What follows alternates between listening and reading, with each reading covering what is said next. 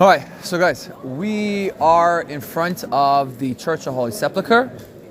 All right, this is the holiest site in all of Christendom. That's why many wars have been fought over in the Crusades. Now, what we are looking at is not how the original church was constructed. All right, when Queen Helena comes here, Queen Helena is the mother of Constantine. Constantine is the Roman emperor who legalizes Christianity. All right, he starts off as the emperor of Western Roman Empire, and then he conquers the Eastern one, unifying it, moving the capital from Rome to Byzantium, right, which he names after himself, Constantinople.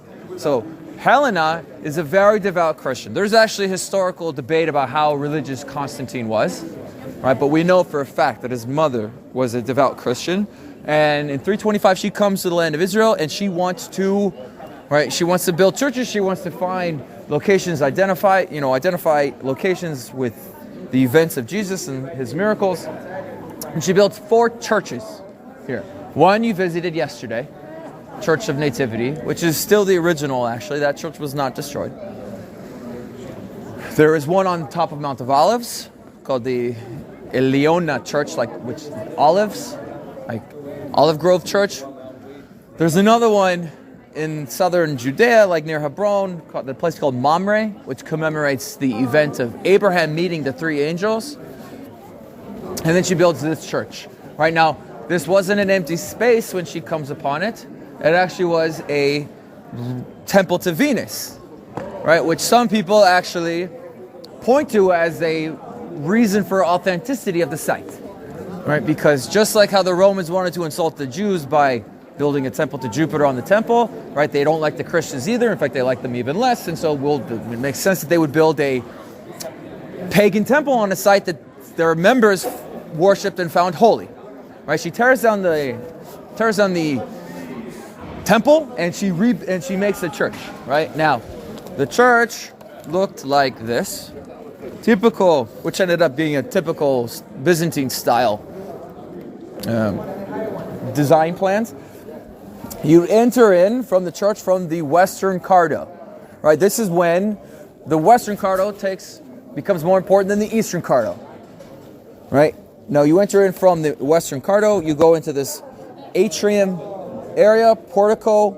There's usually like a fountain there with water and shaded area.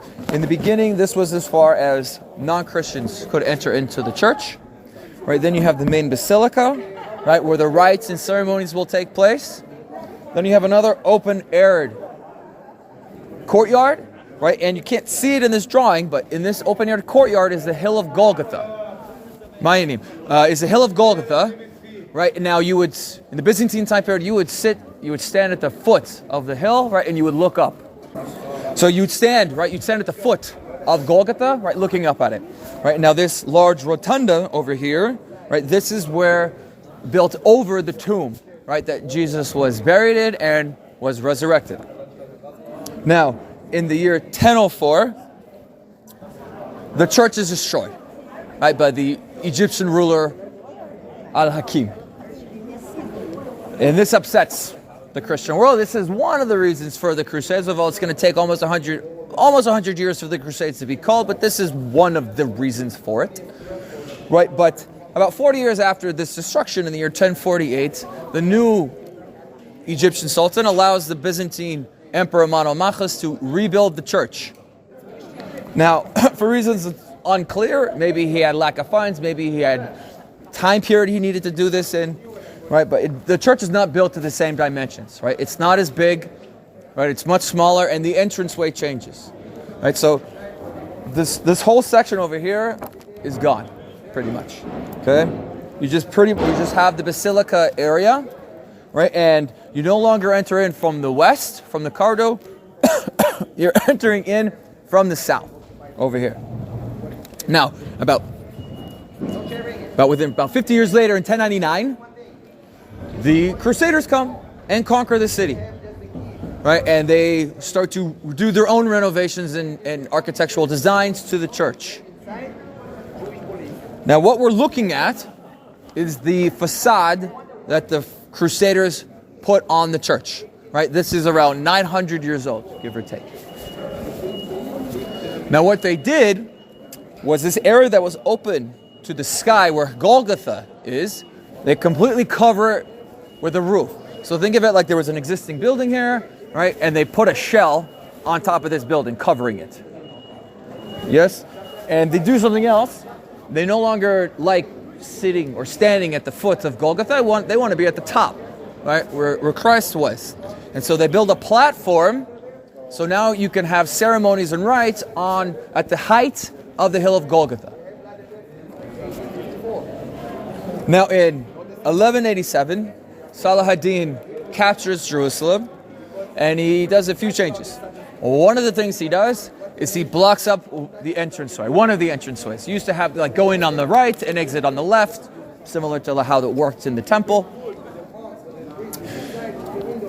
He does something else, right? He takes the key to the Church of the Holy Sepulchre and he gives it to two Muslim families, right? The Al-Judea family and the Nusbiya family. The Al-Judea family, they are the key masters, and the Nusbiya family, they are the gatekeepers. In the morning, a member of the Nusbiya family will come on the way to the Old City. He'll stop at the Judea family home. He'll tap on the window. He will receive the key of the church from the Judea member. He'll come. He will open up the church. In the evening time, 7 or 8, depending on the season, they close the church, lock the church. The only people that should be inside are members of the Armenian, Catholic, and Greek Orthodox Church. Right? He'll lock the door. He'll go home. On the way home, he'll stop at the old Judea family. He will hand the key off to them. Right? They will look after it until the morning time. In the morning, this whole process repeats itself. Right?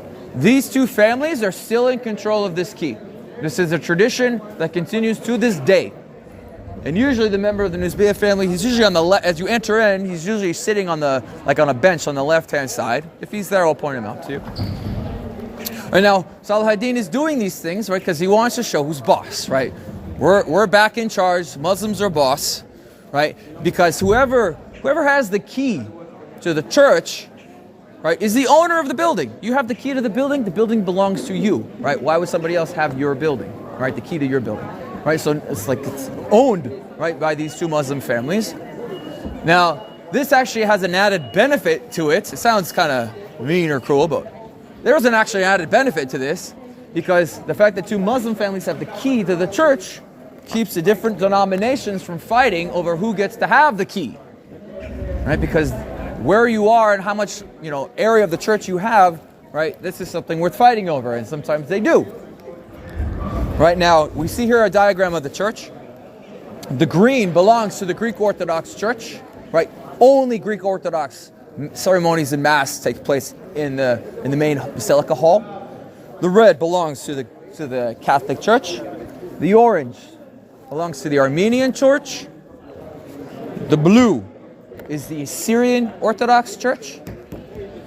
And there's a little purple chapel right here, right, connected to the tomb. That's for the Coptic Egyptian Christians, right? The Ethiopians are up on the roof. They don't have anything inside the actual building. They have sort of an annex, right? But the Ethiopians are up on the roof. Now, at different periods of times, right, different denominations control different areas, right? This belongs to the Greek, yes. Go back to the red. Who's the red? Catholic Church. And the green. Green is Greek Orthodox. Yeah. Okay, thank you. You're welcome. No problem. Right, you would have, right, this belongs to the Greek Orthodox. You get a Catholic minister or a Catholic representative go to the Sultan in Istanbul. It's like, listen, we'd like to have our Mass inside this large basilica. I'm very sorry. This belongs to the Greek Orthodox. And so here, oh yeah, it belongs to here. Here's some bakshish. Can we have it now? I'm giving him money, yes. Here's bakshish. Can I have it now? Yes, absolutely. Greek Orthodox, go away. This belongs to the Catholic Church. 50 years go by, 100 years go by. Greek Orthodox representative comes to the Sultan in Istanbul. I was like, listen, we used to have our Mass over here. We'd like to have it back. Can we please do this? No, I'm very sorry. This belongs to the Catholic Church. Oh yeah? Here's some bakshish. Can we have it now? Thank you very much. Catholics, go away. This belongs to the Greek Orthodox. Right? And this would drive the denominations crazy, and this would also drive European powers crazy, because certain European powers look at themselves as the patrons of these different churches. For instance, the Tsar is the patron of the Greek Orthodox Church. France is the patron of the Catholic Church. Right? Wars get started over things that happen, right, in Israel, right, somewhere else. Right? One of the reasons for the Crimean War in 1855 is somebody stole the silver star in the Church of Nativity in Bethlehem. Right? Who did it? Was it Catholics or Greek Orthodox? I don't know. Let's go to war. Let's go to Crimea. There's a lot of reasons for that war, but that seriously was one of the casus bellis for it. Right? Somebody steals the silver star, right, in the Church of Bethlehem. And so the European powers, they go to the Sultan in Istanbul and say, listen, you can't keep doing this. You're driving them crazy. You're driving us crazy. Right? We need to sort of keep things the way they are. And so they signed a status quo agreement of 1852. Right? With really one exception. Who owns what in this church has stayed the same since 1852. Right? Under no circumstances can you change the status quo of the church. If you want to change the status quo of the church, you need the permission of the Armenian Church, of the Greek Orthodox Church, and the Catholic Church. And that doesn't happen very often. It's happened recently, but for many, many years, right, to the detriment of the church and the upkeep of it, it didn't happen. Right? Now, if you look at the ladder underneath the middle window in front over there, that's known as a status quo ladder. That ladder was there the day that this document was signed in 1852, the status quo agreement. Under no circumstances can you move the ladder. If you move the ladder, you are changing the status quo of the church, and you cannot do that without the proper permission. So it stays there. Right now, luckily, Nativity, Church of Nativity, and the Church of Holy Sepulchre is undergoing serious renovations, right? And a lot of this has to do with sort of like an ultimatum that Israel kind of did to the church because of safety issues, but we'll talk about when we go inside. Any questions before we go inside? No? Okay. So what we're going to do, we're going to go into the church. We're going to immediately, watch your step as you're going because there's a little bit of a step. We're going to immediately turn right. We're going to go up some very steep stairs, and we're going to get to the platform that the Crusaders built in order for us to be at the top of Hill of Golgotha, right? And today they've covered the Hill of Golgotha with like a glass, like plexiglass, so you can actually see the hill, right? And if the line isn't too long, and if you guys really want, we can. There's like an altar in front where a little bit of the top of the rock is exposed, and the line is for people to like kneel down in front of the altar, touch it, kiss it, right? Pray, right? If you guys want, if you guys would like, we can do this, and then we'll head over this way to the tomb, right? All right, watch your step. All right, and we're going to turn right, and we're going to go up to the platform. All right, so take notice of the beautiful mosaic tiling, right, from the Crusader era. The beautiful depiction of the sacrifice of Isaac, right, by Abraham. This little chapel through this gatehouse, this is station number 10, right? This is sort of built on the side of Golgotha. This is where the Roman soldiers divided Jesus' garments into quarters, right, keeping in line with the prophecy that the Messiah's garments will be quartered. Right, so that's station number 10. Station 11 is behind me, like sort of this end of the platform. This is where Jesus is nailed to the cross, put on the cross. And then station number 12, Jesus dies on the cross over here. All right, so what this line is, and it's really short, so we can wait here. You see like the people kneeling underneath the altar. So underneath the altar, there's a little bit of the rock of Golgotha is exposed. And if you guys would like, you can have a silent prayer when you go there. If you don't want to wait, you don't have to. You can just enjoy the platform and take some pictures. But I'll wait for you on the other side. Right, this section, right, is the Catholic area of the platform, and over here on the right, on the left, is the Greek Orthodox section of the platform. Yeah, you can just wait over here. They recently restored the paintings on this side, like on the archway. It used to be very black and covered in sort of soot from the candles, and a few years ago they restored it. Right, since you guys are over, you can take a peek over and you can see the Greek Orthodox chapel, and you can see the area behind the iconstases, right? Sort of the area behind this, there's like a wall here, right, with a door, and the Greek Orthodox priests will perform certain rituals and rites behind these iconstases. So over here, you actually have an opportunity to sort of peek in and look at the area. They're not performing the rites right now, but if we can go in the basilica, I'll talk about it, all right, and see how and why there is a parallel between this and the temple. All right, so we're going to go back down. We're going to go down another set of stairs. Please be careful. They are quite steep. Use the handrails. All right, so we see a beautiful mosaic depiction of what happens next, right? Jesus dies upbound on Golgotha, right? And they take down his body, right? And according to Jewish law, you have to bury the dead within 24 hours, right? And it's also Friday, and so you don't bury anybody on Shabbat, and so this thing, it needs to be done now, right? It needs to be done before sunset. And so one of Jesus' followers, Joseph of Arimathea, right, offers his brand new family tomb, right, for Jesus. So his body is taken down off the cross, lied down, and prepared in the traditional Jewish rites. They wash the body, right, of the blood, anoint the body with oil, put incense, wrap the body in a shroud. Right now, you see where this preparation takes place. Right over here, this is what's known as the Unction stone. This is the 13th station. Right, this is the identified as the location where they prepared his body. Now the stone is actually not the original stone. It's actually a Crusader stone that they put on the original stone. So supposedly original stone. Why is that? Because pilgrims, when they came, they were chipping away at the stone, right? And the Crusaders, they wanted to preserve it, and so they basically covered it, right, with this other limestone. And you see the pilgrims, they come, they kneel down, they pray, they put items on it, because the idea, the tradition is that the holiness of Jesus was so transparent, it sort of transferred onto the stone, right? And when you put your item on the stone, right, you take a little bit of that holiness home with you, right? So this is station number 13. Now they take his body and then they put him, right, in the tomb, right, which is over here. So to understand how they buried Jesus, right, we have to realize that they did not bury Jews 2,000 years ago the way that we do today, right? You don't dig a hole 6 feet in the ground, place the body in, and then cover it with dirt.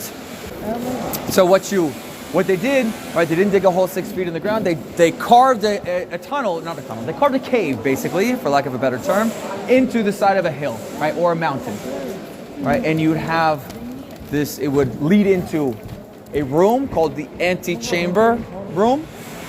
Right, now this room, depending on the family wealth and design and time period, right, could either lead to additional rooms where there would be niches or stone beds for the bodies to be lied down upon, or this room has connected to it just niches, right, so these little carvings where you could place a dead body. Right, now after a year, the family would come back, and you have the rolling stone, right, to prevent a few things. One, animals from coming and desecrating, the smell, right, and robbers from desecrating. After a year, they come back, they collect the bones, put the bones in a bone box called an ossuary, right, and the size of it was determined by your femur, right, because this is the longest bone in your body, from your knee to your thigh, right, and the width of it is the size of your head, because this is the widest bone in your body. Right, now they would place these ossuaries either inside the tomb or outside. It all depends on the design, right? And that way, so the next person in the family who dies, right, they have a niche, right, to be placed down upon. Right now, it's really difficult because we have the modern church, and that's one of the reasons why we go to the garden tomb, because it helps you, picture what it looked like 2,000 years ago. It's quite difficult to do this in the modern church, right? So I'm going to try to do my best, right? Now, imagine, right, we've now walked outside of the gates, okay? We walked out. How do I know that we're outside the gates? Because remember, we haven't really found the wall of Herod, right? The reason why I know that we're outside the gates is because there are multiple tombs, right, in this church complex, right? And Jews don't bury their dead within the city walls, right? So this is a good indication, right, that we're outside the walls of the city 2,000 years ago. Right now here, right, if we're outside the cities, you try to imagine this stone wall as like a cliff, right? Like the face of a cliff, right? And each one of these doors, right, is a tomb. Yes, each one of these leads into a family tomb, right? There'd be a rolling stone covering it. Now, this is what Helena sees. Well, she actually sees a church, but she sees a temple. But when she wants to build her church, right, she wants to make a very large area, and so what she basically does is she chips away at all of like the bedrock and the surrounding cliff, right, to make room for her large rectangular church. Right, so she just chips away, and she leaves one, because one tomb was identified by the Judeo-Christian community that was here as the tomb where Jesus was placed upon, right, to where he was placed when he died and therefore was resurrected. And so she builds an edicule, a building surrounding, right, this tomb, and that's what we see here. Although this, of course, is not the original, right, because the church was destroyed. What we see here, right, is a brand new structure that's like maybe 5-7 years old. What was here before was, it looked the same, right, except like the design structure was the same, right? And in the 1800s, it was seriously damaged in fire, and they didn't fix it because of the status quo agreement. The different denominations couldn't agree on fixing it. Who gets to fix it? Who gets to pay for it, right? If you pay for it, that kind of means that I own it, right? Or, that you own it, things like this. Then in 1927, there was an earthquake in Jerusalem, and it was further damaged. The British built like metal scaffolding around it, sort of keeping it in place. And a few years ago, the Israeli government told the church authorities is that we are expecting a new earthquake sometime soon, in the next decade or so. And this structure is very dangerous. And if it hits Jerusalem, the structure is going to collapse, and anybody in and around it can be killed or wounded, right, injured. So suddenly nobody can go inside until you guys fix it. And so with this ultimatum, right, and the real need to do it, because it was not a very beautiful structure, they decide to tear down Edicule and rebuild it using beautiful red, like Jerusalem limestone, right? Jerusalem limestone is usually like limestone with this reddish pink hue to it because of the iron that's inside, that's been oxidized rusted by the oxygen. Now, in order to do so, they actually had to sort of go down to the bedrock of the church and see, and go into areas that people hadn't gone into for thousands of years. People didn't know if there was actually anything left, right, of the tomb structure itself, because the church has been destroyed at least once, and it's been ransacked and sort of looted a few times, right, including the Mongols one time. So what they did was they tore it down, and they had like 72 hours to like get down to the foundation, lay the foundations for this new building. And on National Geographic Discovery, there actually is an episode of this, and they go down. Now, how it works, like these people are going into the building. The first room is sort of like the recreation of the antechamber, right? This first room that you go into in a tomb. And then you dip your head, right, through like a passageway, right? And you are in this small little enclosed area. You see like a marble slab talking about how this is over the tomb of Jesus, right? They removed this slab.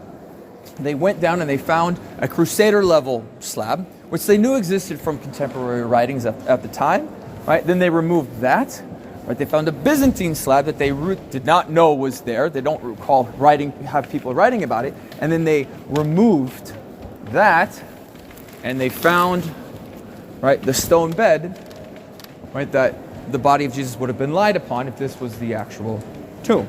Right? So there still is actually something left of the tomb itself. Now what's interesting also is that we really didn't realize is that the Byzantines had insulated the tomb, sort of sandwiched it in between its building structure.